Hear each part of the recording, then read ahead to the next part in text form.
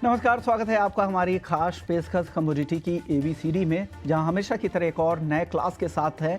और आज हमारे साथ फिर से केडिया जी मौजूद हैं। अजय केडिया हैं, केडिया कमोडिटी के एमडी और रिसर्च हेड भी है। शुक्रिया केडिया जी, आपने फिर से वक्त निकाला हमारे दर्शकों के लिए। तो आज की क्लास में हम बात करने वाले हैं टेक्निकल एनालिसिस की। आसान भाषा में आपको बताएं कि टेक्निकल एनालिसिस होता क्या है, टेक्निकल एनालिसिस के जरिए कैसे आप अपने ट्रेडिंग लाइफ जो है वो कैसे बेहतर बना सकते हैं, कैसे अपने ट्रेडिंग साइकिल को और अलग दिशा में लेकर जा सकते हैं, कौन कौन से पैटर्न, कौन कौन से इंडिकेटर्स होते हैं, तमाम बातें करेंगे केडिया जी से।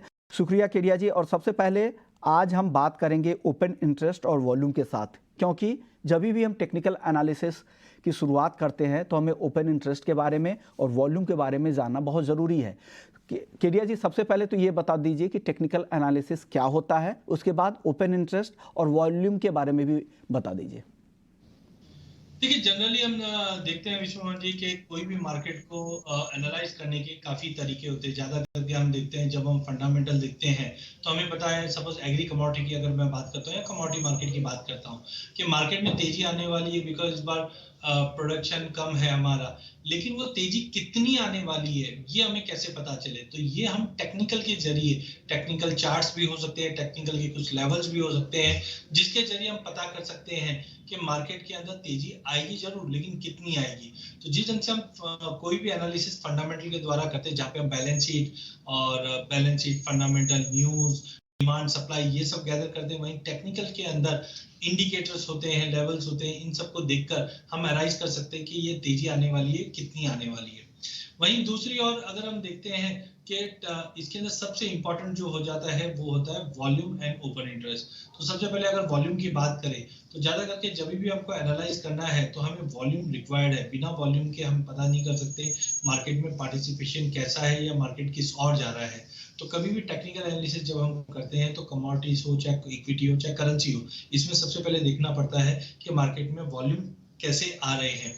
तो वॉल्यूम अगर बढ़ रहा है तो हमें पता है कि मार्केट में पार्टिसिपेशन बढ़ रहा है। उदाहरण के तौर पे मैं बताता हूँ कि भाव में तेजी आ रही है और वॉल्यूम भी बढ़ रहा है, तो हम एक एनालाइज कर सकते हैं कि भाव में तेजी है, मतलब तेजी का रुख लोगों का है, और वॉल्यूम के साथ है, मतलब कोई ना कोई ऐसी न्यूज है जिसकी वजह से भाव को इम्पैक्ट दिखाई दे रहा है। तो वॉल्यूम कोई भी ट्रेड सेटअप के लिए सबसे इंपॉर्टेंट है, और वॉल्यूम से ही हमें पता चलता है कि तेजी आ रही है बट वॉल्यूम नहीं बढ़ रहा है, इसका मतलब जो ये तेजी है ये टिकाऊ तेजी नहीं है। तो वॉल्यूम सबसे इंपॉर्टेंट होता है। इसके बाद अगर हम देखें ओपन इंटरेस्ट, ओपन इंटरेस्ट का मतलब होता है कि पर्टिकुलर कोई कमोडिटी में अगर रैली हो रही है या कोई भी भाव में चेंजेस आ रहा है, उसमें लोगों का कितना पार्टिसिपेशन है। तो जैसे कि हम जानते हैं कि अगर सपोज मार्केट में अगर कोई तेजी आई है और ओपन इंटरेस्ट लेट से 5,000 का ओपन इंटरेस्ट, तो हमें पता है 5,000 लोग कहीं ना कहीं इस ट्रेड में बने हुए हैं। जैसे कि मैंने बाय किया और आपने सेल किया, तो हम दोनों को मिलाकर एक ओपन इंटरेस्ट होगा। और ऐसे ही अगर मैं बोलता हूँ 100 ओपन इंटरेस्ट है तो 100 पैर मार्केट में ट्रेड एक्टिव है इस वक्त। और अगर जैसे से ओपन इंटरेस्ट बढ़ रहा है और भाव बढ़ रहा है तो हमें एक इक्वेशन बन जाता है कि भाव में तेजी आ रही है और लोगों का इंटरेस्ट भी बढ़ रहा है, जिसकी वजह से मार्केट में तेजी है। तो ओपन इंटरेस्ट को भी एनालाइज किया जाता है कि मार्केट में डेप्थ क्या है, मार्केट में पार्टिसिपेशन क्या है, और जब वॉल्यूम और ओपन इंटरेस्ट दोनों मिल जाते हैं तो हमें मार्केट का एक ओवरव्यू भी मिल जाता है, टेक्निकल के तौर पे हम लेवल बताने के लिए भी काम आता है। यानी जो टेक्निकल एनालिसिस है, इसमें हिस्टोरिकल प्राइस, वॉल्यूम किस तरह के रहे हैं, उसके आधार पर भविष्यवाणी की जाती है कि भविष्य में भाव ऐसे रहेंगे। तो ऐसे में वॉल्यूम और ओपन इंटरेस्ट की काफ़ी अहमियत हो जाती है।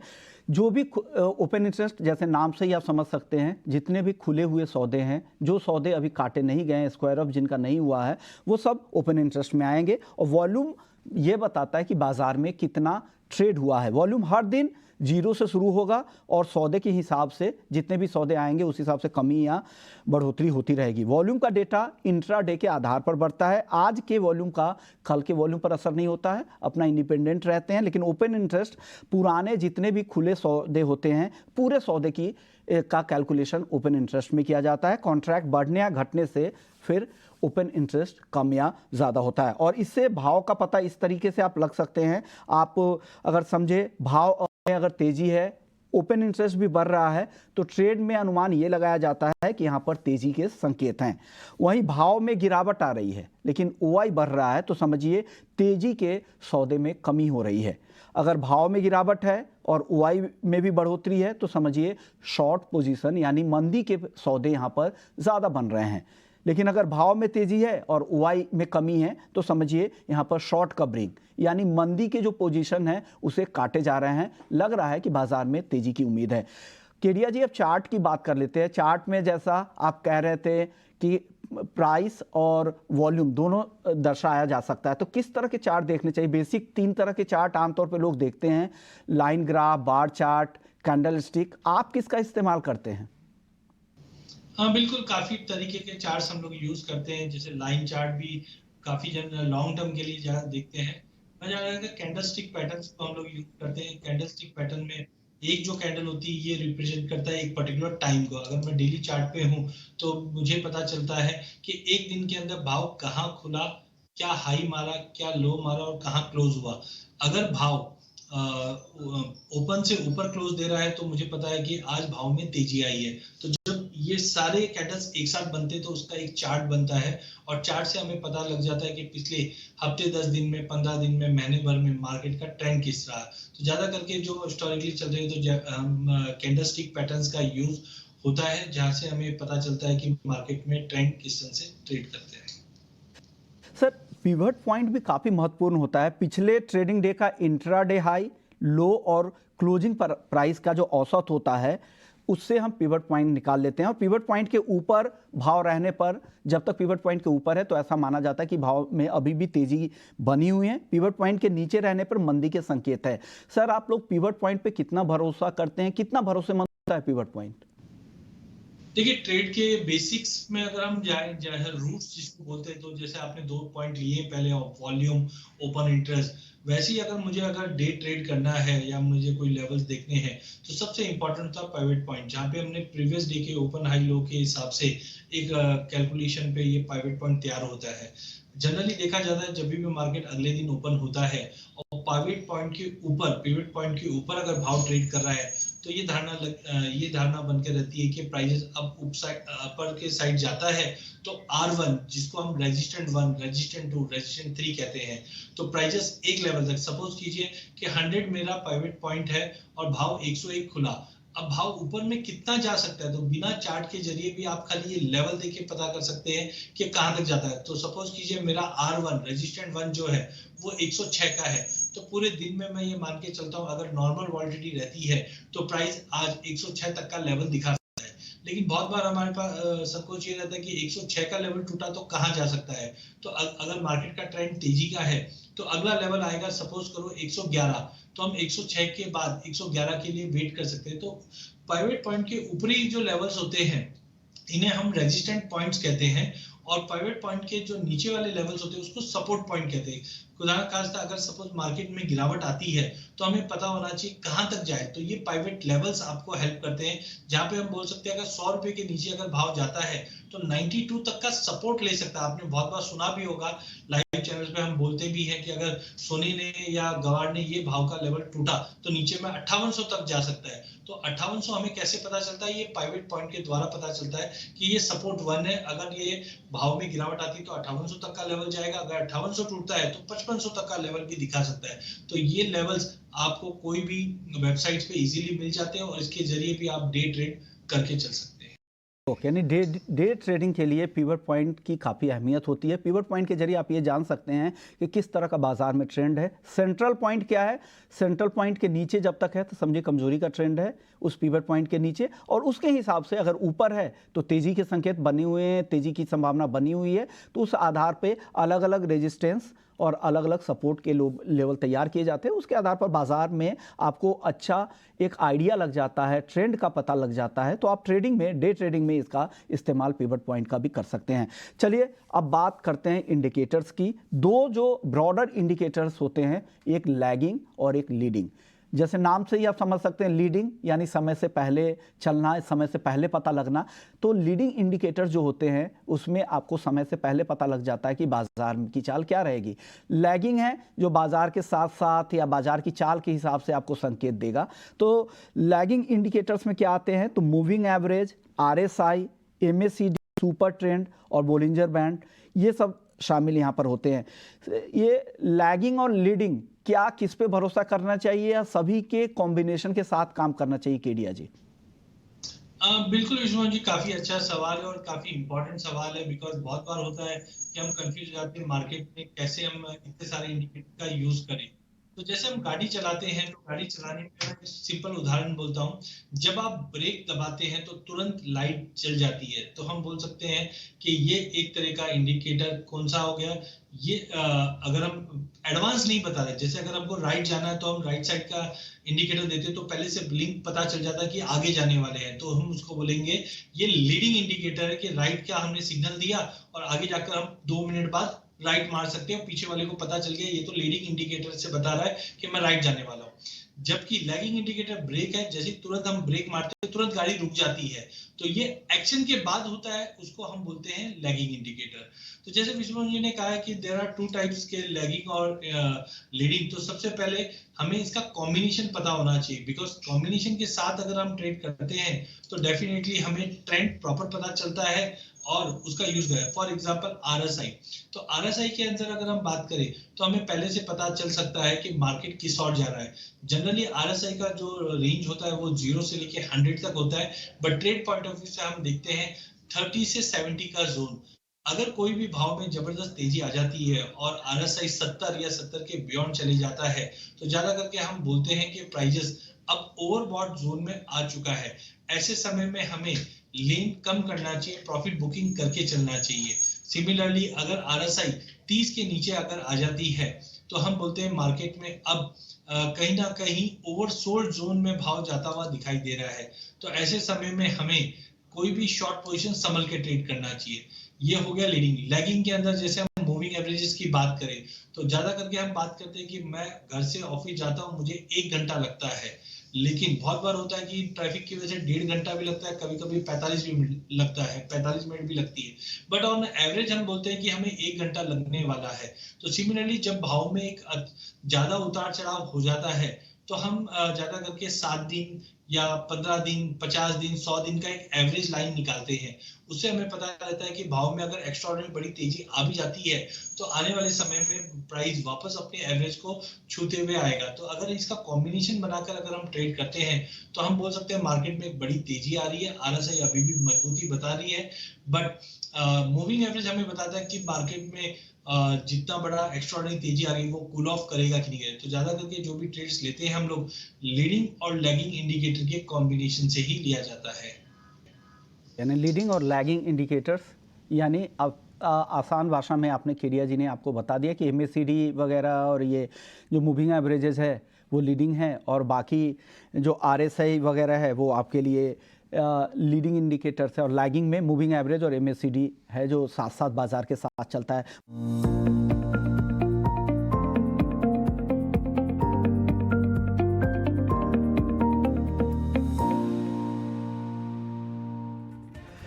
दस मिनट में आपका खाना डिलीवर हो न हो, पर यहां आपको मिलेगा हर 5 मिनट में कमाई का पक्का मौका। ईटी नाउ स्वदेश पर हर 5 मिनट कमाई का आइडिया।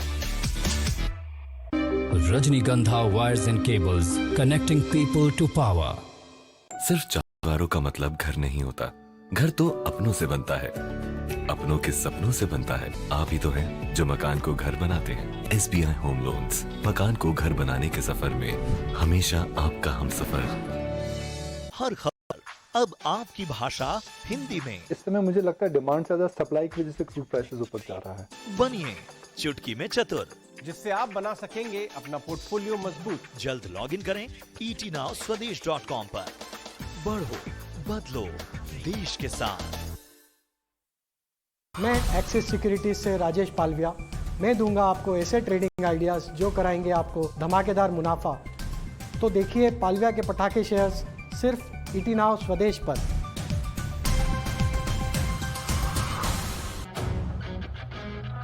बाजार में पैसे से बनता है पैसा, सही सलाह और रणनीति से बनती है बात। मेरे साथ देखिए हर रोज कमाई की सौगात, केवल ईटी नाउ स्वदेश पर।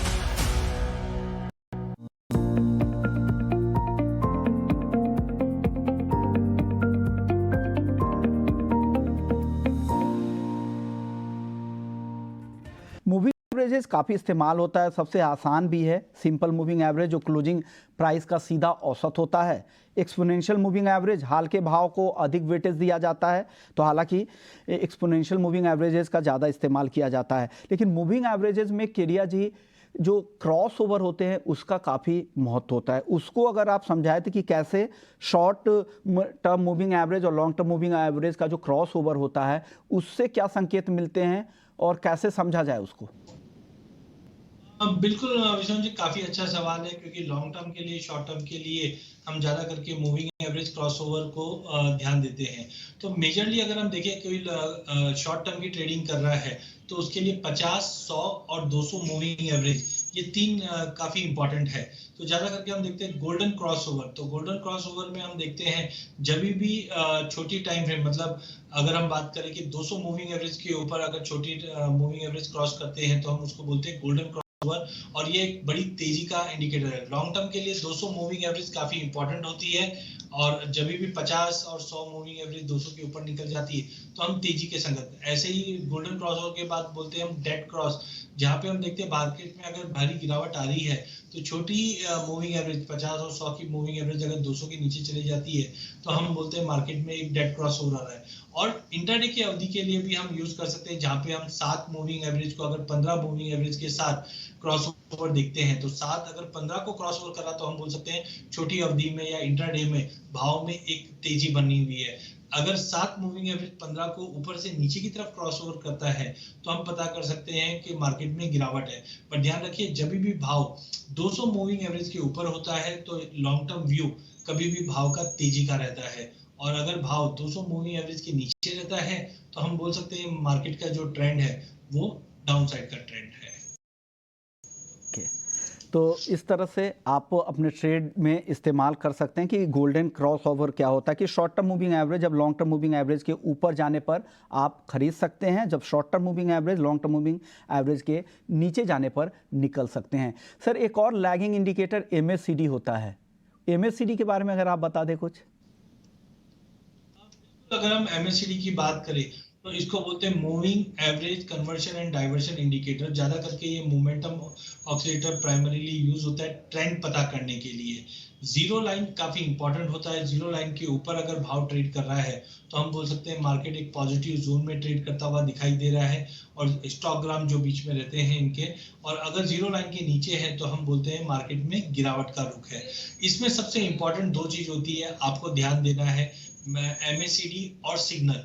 इनकेस अगर ये पॉजिटिव क्रॉसओवर नीचे से अगर पॉजिटिव क्रॉसओवर करते हैं तो हमें ये अर्ली साइन दे सकता है कि मार्केट में अब तेजी आ सकती है, और जीरो लाइन के ऊपर अगर क्रॉसओवर हो जाता है पॉजिटिव तो और अच्छी तेजी आती है। तो ज्यादा करके ये फ्यूचर देखने के लिए काम आता है कि अगर ये मैकडी, इसको शॉर्ट फॉर्म में मैकडी भी कहते हैं, तो मैकडी अगर MACD अगर पॉजिटिवली मूव कर रही है जीरो लाइन के ऊपर और सिग्नल लाइन MACD के ऊपर ट्रेड कर रहा है तो हम बोल सकते हैं मार्केट में ट्रेंड बुलिश है और लेके काम कर सकते हैं। ओके, तो आपने समझा कि लैगिंग इंडिकेटर्स MACD के बारे में, और साथ ही आपको केडिया जी ने RSI जो एक लीडिंग इंडिकेटर है, साथ ही एक और leading indicator sir stochastic oscillator भी है, इसके बारे में भी अगर बता दें। बिल्कुल, इंडिकेटर में काफी इंडिकेटर है, जिसमें स्टोकेस्टिक इंडिकेटर भी है जो मोमेंटम हम बोल सकते हैं कि मेजर करता है। ये भी 0 से 100 के बीच में ट्रेड करता है, जहां पे 80 और 20 ये काफी इंपॉर्टेंट हम बोल सकते हैं एक लेवल्स है।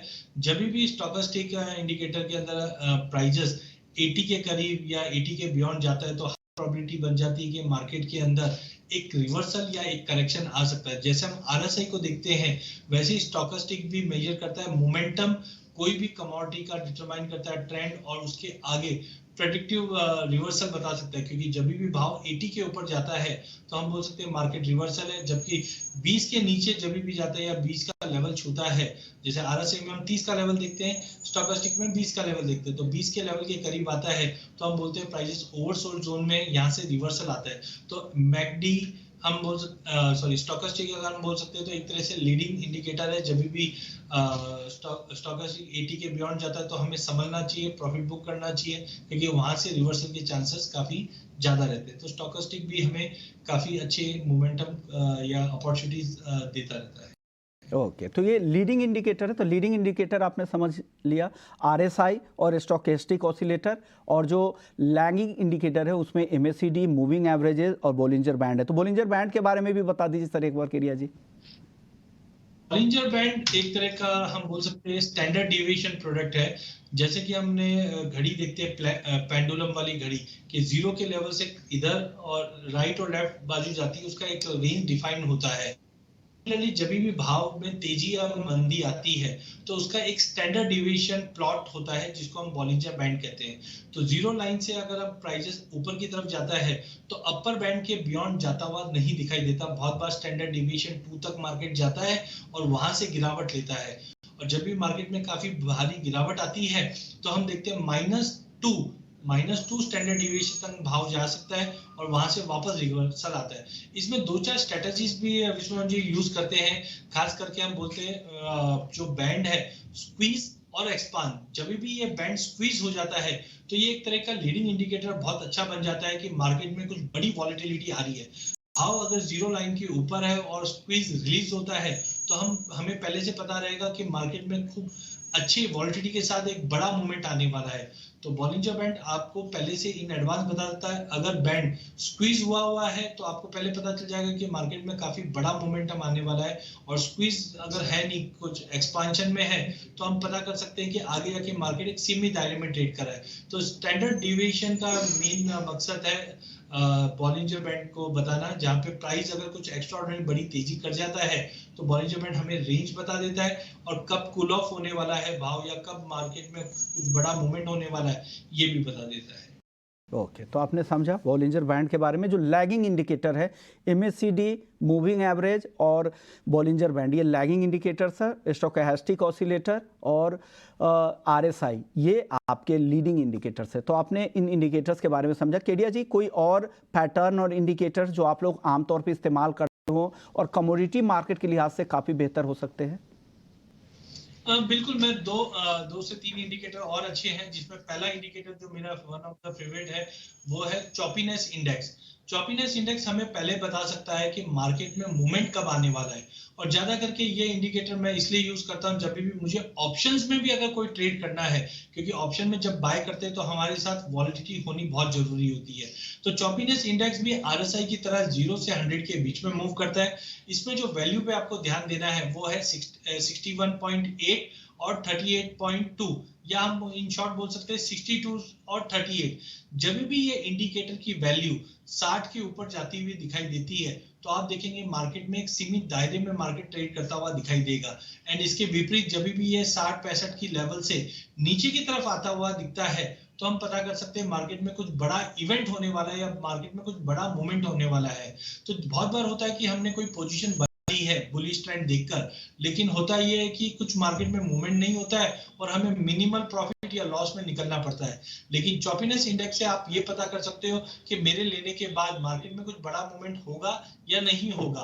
तो इसके लिए ऑप्शन के ट्रेडर्स भी इसको उपयोग करते हैं, जहां पे उनको ऑप्शन बाय करना होता है तो ये देखते हैं कि मार्केट में मूवमेंट होना चाहिए, और जब ऑप्शन सेलर होते हैं तब ये इंडिकेटर का यूज करते हैं कि अगर मार्केट में वॉलेटिलिटी कम रहेगी तो ऑप्शन के प्रीमियम खाने के लिए काफी समय मिल जाता है। तो एक ये लीडिंग इंडिकेटर में मुझे काफी अच्छा लगता है। दूसरा CCI, कमोडिटी चैनल इंडेक्स। तो ज्यादा करके कमोडिटी मार्केट को ट्रेड करने के लिए आप CCI का भी यूज कर सकते हैं। CCI भी एक तरह का ऑसिलेटर है जो एक वैल्यू की अगर हम बात करें तो +200 -200 एक्सट्रीम जोन में यूज किया जाता है। कमोडिटी चैनल इंडेक्स इसका नाम लेता है। 0 के ऊपर जब भी भाव जाता है तो हम बोलते हैं ट्रेंड पॉजिटिव है, और जैसे ही ये 200 के करीब है तो हम बोल सकते हैं कि ये हमें इंडिकेट देना चालू कर देता है कि मार्केट अब ओवरबॉट जोन में जा रहा है और कभी भी मार्केट में रिवर्सल आ सकता है। सिमिलर तौर पे जब भी मार्केट में गिरावट आती है और सीसीआई अगर -150 या -200 के करीब आ जाता है तो ये एक तरह का लीडिंग इंडिकेटर का काम करता है, जहां पे हमें बताता है कि मार्केट में अब रिवर्सल आने वाला है।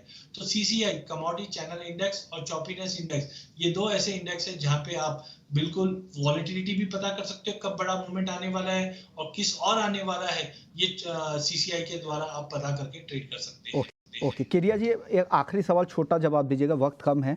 अब मूविंग एवरेज का इस्तेमाल काफ़ी ज़्यादा होता है आमतौर पे जब हम लोग करते हैं शॉर्ट टर्म के लिए 9 और 21 दिन के ईएमए का इस्तेमाल करते हैं। कुछ हफ्ते के लिए ट्रेड करना हो तो 25-50 दिन और थोड़ी लंबी अवधि के लिए करना हो तो और भी हम ऊपर की तरफ जाते हैं।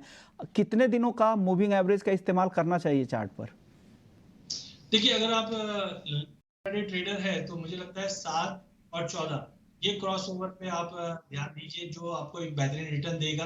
अगर आप शॉर्ट टर्म में देखना चाहते हैं तो 21 और 50 का यूज कीजिए, और थोड़े लंबे समय के लिए आप चार्ट को देखते हैं तो 50 और 200 के क्रॉसओवर पे आपको नजर रखनी चाहिए। ओके, शुक्रिया केरिया जी, आपने वक्त निकाला और दर्शकों को ट्रेडिंग की जो शुरुआती जो पाठशाला है, तमाम तरह के इंडिकेटर्स, पैटर्न, चार्ट के बारे में आपने आसान भाषा में लोगों को समझा दिए।